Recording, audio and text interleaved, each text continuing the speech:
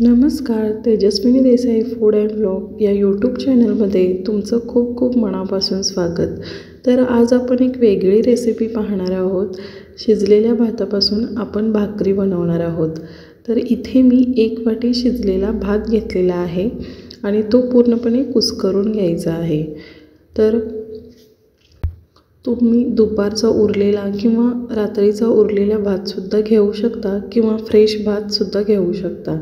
तर याच्यामध्ये आपल्याला 1 ग्लास पाणी ओतायचं आहे आणि तुम्ही बघू शकता इथे 1 ग्लास पाणी ओतून हा पुन्हा गॅसवर शिजत ठेवायचा आहे। तर आपल्याला एकदम गिर्र शिजवायचा आहे, तर एकदम ओव्हरकुक करून घ्यायचा आहे आणि गरगटीत शिजवायचा आहे। त्यामुळे पाण्याचं प्रमाण जर भात तुमचा सडसडीत असेल तर थोडं जास्त लागू शकतं आणि भात जर मऊ असेल तर कमी पाणी लागू शकतं। तर 1-5 मिनिटानंतर तुम्ही बघू शकता इथे मस्त असा भात पुन्हा शिजलेला आहे, एकदम गिर्र झालेला आहे। तर असाच आपल्याला भात हवा आहे। तर पूर्णपणे हलवून घ्यायचं। आता एका परातीमध्ये 2.5 कप पीठ घेतलेलं आहे भाकरीचं। तुम्ही कोणतंही पीठ घेऊ शकता। तर हे ज्वारीचं पीठ आहे, ज्वारी आणि तांदूळ मिक्स करून दळून आणलेलं आहे। याऐवजी तुम्ही तांदळाचं पीठ किंवा नाचणीचं पीठसुद्धा घेऊ शकता। तर आता आपण याच्यामध्ये भात थोडा थंड होऊ द्यायचा 1-5 मिनटं आणि त्याच्यानंतर भात या पिठामध्ये घालायचा आहे, संपूर्ण भात घालायचा आहे। तर भात शिजल्यानंतर मी 5 मिनटं ठेवला होता थोडंसं थंड होऊ द्यायला। तर अजूनही थोडा गरमच आहे, पण आपल्याला ते मळता आलं पाहिजे इतपत गरम हवा आहे। तर हा पूर्णपणे मिक्स करून घ्यायचा या पिठामध्ये। खूपच अप्रतिम भाकरी होतात या। तर अशा पद्धतीने संपूर्ण पिठाला आपल्याला मिक्स करून घ्यायचं आहे। त्याआधी तुम्ही जर माझ्या चॅनलला सबस्क्राईब केलं नसेल, चॅनलवर नवीन असाल तर चॅनलला प्लीज सबस्क्राईब करा। यामुळं काय होईल तर मी ज्यावेळी व्हिडिओ अपलोड करेन त्याचं नोटिफिकेशन तुम्हाला मिळेल आणि माझे व्हिडिओ तुम्हाला बघता येतील। सबस्क्राईब करणं पूर्णपणे फुकट आहे। तर याच्यामध्ये आपल्याला थोडंसं मीठ घालायचं आहे, जास्त नाही, 1 चिमूटभर मीठ घालायचं आहे। मिठामुळे एक चांगली टेस्ट येते। तर ह्या भाकरी अप्रतिम होतात, तुम्ही नक्की ट्राय करा। तर मी ते थोडंसं मीठ घालते, 1 चिमूटभर आणि पुन्हा मिक्स करून घ्यायचं आहे। जर तुम्ही चॅनलला सबस्क्राईब केलं असेल तर व्हिडिओला लाईक नक्की करा। तर आता आपल्याला थोडं पाणी घालून मळून घ्यायचं आहे। तर पाणी आपल्याला थंडच घालायचं आहे, गरम किंवा कोमट घालायचं नाही आहे। तर नॉर्मल पाणी वापरायचं आहे आणि थोडं पाणी घालून मिक्स करून मळून घ्यायचं आहे चांगलं।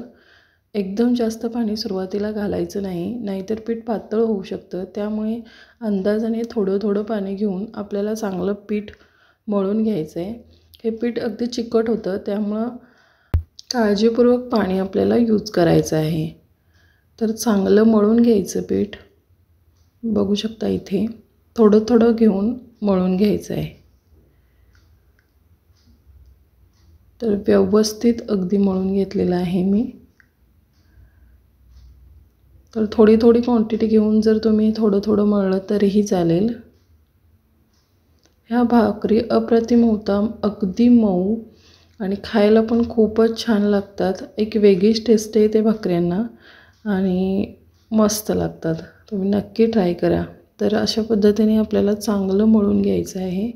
तर मी आता थोडंसं पीठ घेते आणि व्यवस्थित भाकरी करतानासुद्धा थोडं एक गोळ्याचं पीठ घेऊन मळून पाणी लावून आपल्याला मळायचं आहे आणि थोडं घेऊन मळून मग आपल्याला भाकरी थापायची आहे। तर मी ते थोडंसं पीठ घेतलं आहे, तर अशा पद्धतीने मळून घ्यायचं आणि ह्याचा गोळा करून घ्यायचा।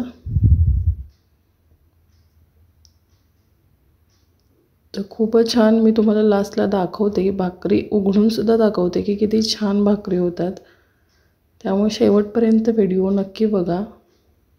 तर असा गोळा घ्यायचा आहे आणि ही आता आपल्याला भाकरी थापून घ्यायची आहे।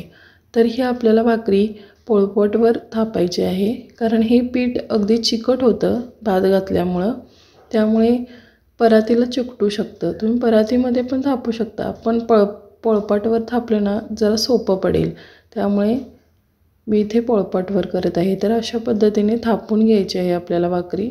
पीठ घ्यायचं थोडंसं आणि त्याच्यावरती गोळा ठेवायचा आणि कडेनं जास्त आपल्याला प्रेस करायचं आहे भाकरी। बघू शकता इथे आपण नॉर्मल भाकरी जशी थापतो तशीच थापून घ्यायची आहे। कडेनं एकदम काठ पातळ करायचे आहेत। बघू शकता दोन्ही हातांनी पण आपण असं थापू शकतो। तर आपली मस्त अशी भाकरी तयार झालेली आहे। तर अशा पद्धतीने जर ज्वारीच्या पिठाऐवजी तांदळाचं पीठ घेतलं तरी चालेल, ती तरी खूप छान होते भाकरी तांदळाच्या पिठामध्ये सुद्धा, आणि या पिठामध्ये सुद्धा चांगली होते। तर मी इथे तवा तापत ठेवलेला होता आधीच, तर आपल्याला भाकरी टाकून घ्यायची आहे तव्यावरती। तर एकदम हायसुद्धा तवा तापवायचा नाही, मीडियमच ठेवायचा आणि मग वरून याला पाणी लावायचं आहे हाताने। तर इथे मी भिडाचा तवा वापरलेला आहे, तुम्ही कोणताही वापरू शकता। तर आता ही आपल्याला परतून घ्यायची आहे, गोळ्याने किंवा उलटण्याने परतून घ्यायची आहे।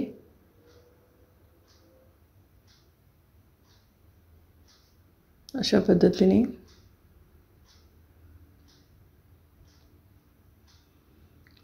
त्यानंतर आपल्याला शेकून घ्यायची आहे खालून चांगली।